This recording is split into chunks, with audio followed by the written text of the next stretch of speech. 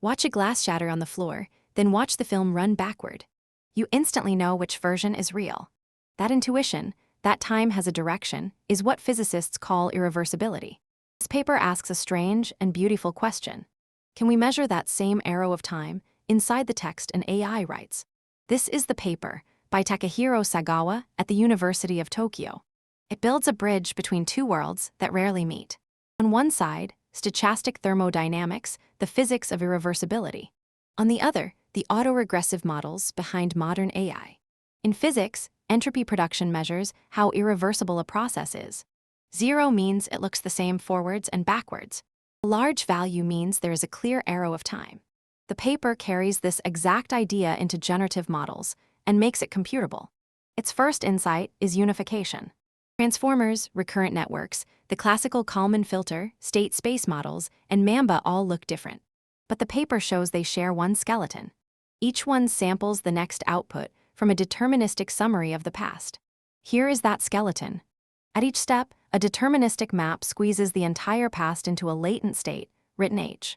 Then an emission kernel samples the next token from that state alone. And crucially, the state has a fixed, bounded size, no matter how long the history grows. That fixed size state is not just convenient. It is a sufficient statistic. It captures everything the past says about the next token. So the observed sequence is genuinely non-Markovian. The next token depends on the whole history. Yet the model never has to store that whole history. Differences between architectures are just details.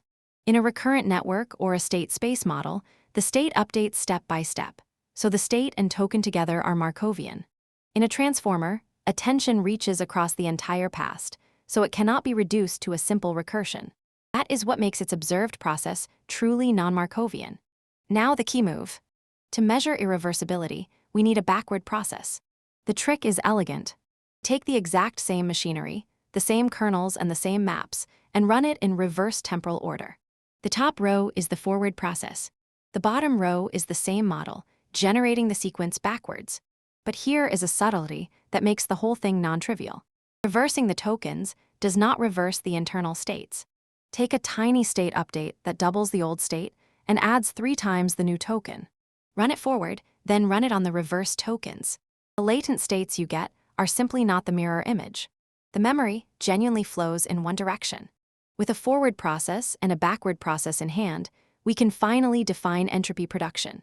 It is the Kullback-Leibler divergence between the forward path distribution and the backward path distribution.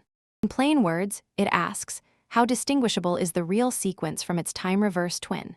It is always at least 0, and it is 0 only when the process is perfectly reversible. Because it is built from a proper ratio of path probabilities, it automatically obeys a fluctuation theorem. This is a deep identity from non-equilibrium physics. The average of E to the minus entropy production equals exactly 1. That constraint comes for free, baked right into the definition. Normally, measuring irreversibility of a non-Markovian process is a nightmare. You would need probabilities conditioned on the entire history, which needs exponentially many samples. Here that cost vanishes. Because the latent state is deterministic and the emission kernel is explicit, every probability the formula needs is handed to you directly by the model.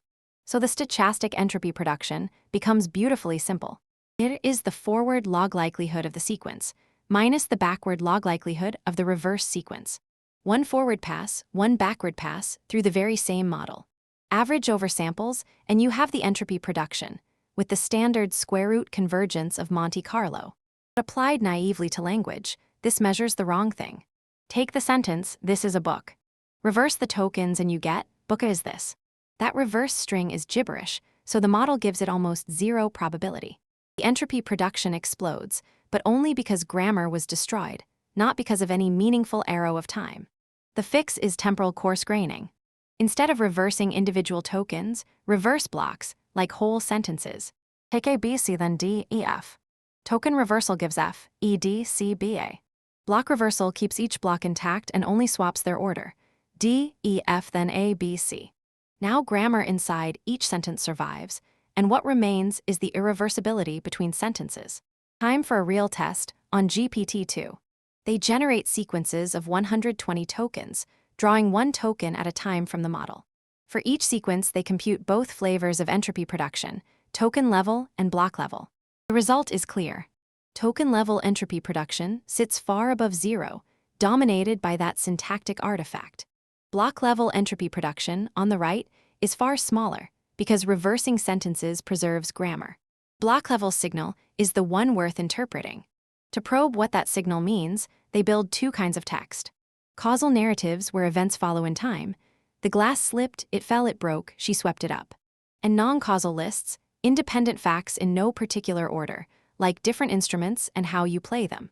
And the block-level entropy production tells them apart. For causal stories, reversing the sentence order is genuinely unnatural, so entropy production is high. For the unordered facts, reversing does almost nothing, so it stays low. The separation is statistically strong, while the token-level version sees no difference at all. To really understand the quantity, the paper turns to a case that can be solved by hand, the linear Gaussian world of the Kalman-filter. Here the latent state is just the filter's one-step-ahead prediction. And each observation is that prediction plus Gaussian noise, called the innovation. Stack the whole trajectory, and it becomes a linear mix of independent innovations. Running the filter on the reverse sequence produces backward innovations, related to the forward ones by a single object, the innovation reversal matrix, R. All of the irreversibility hides inside that one matrix.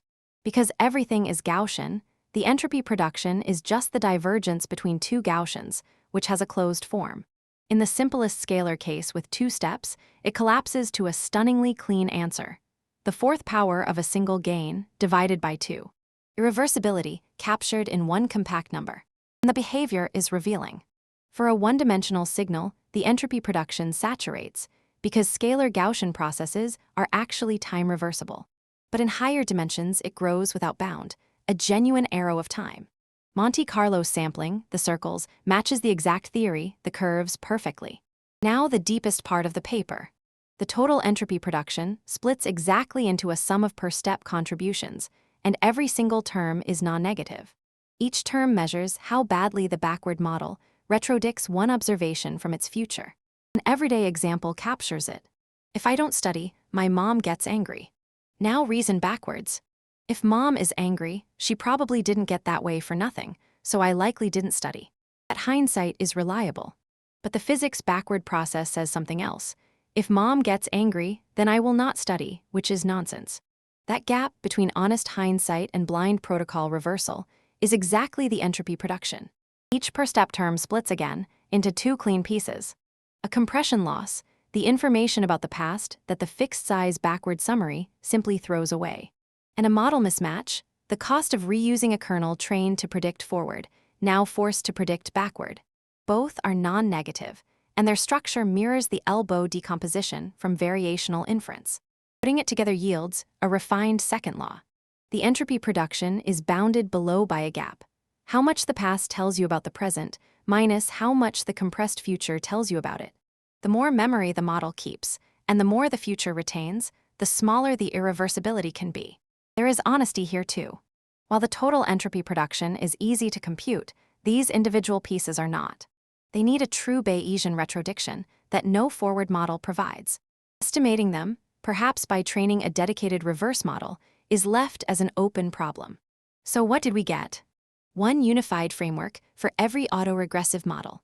An entropy production computable from just two forward passes. A real, if delicate, signal separating causal from non-causal text in GPT-2. An exact solution in the Kalman case, and a decomposition into compression and mismatch that ties physics to information theory. The dream behind it all is big.